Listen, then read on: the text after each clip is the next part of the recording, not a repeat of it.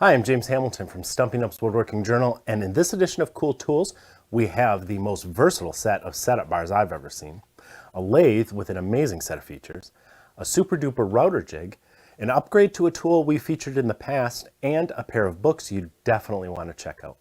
As always, we'll be moving quickly, so check out the links in the description below this video for more information about any cool tool you see. And if any sponsors are involved, we always disclose it at the beginning of the video. Otherwise, we bought the tools ourselves. We used to do separate book review videos, but I think Cool Tools is a better place for books because some of the coolest tools around are books. This time I have two. One I consider essential to every shop, and another I like for a different reason. Let's start with the Handy Shop Reference. There's an amazing amount of useful information in this compact volume. Not just the obvious math and conversion tables, though those alone make the book worth having nearby.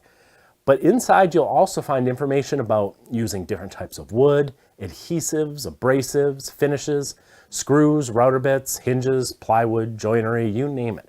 It'll answer thousands of questions fast. No shop should be without it, in my opinion. The second book is for beginning woodworkers. It's called An Adventure in the Art of Woodworking, and what I especially like about it is the fact that it was written and self-published by a regular woodworker to bring his experience directly to you.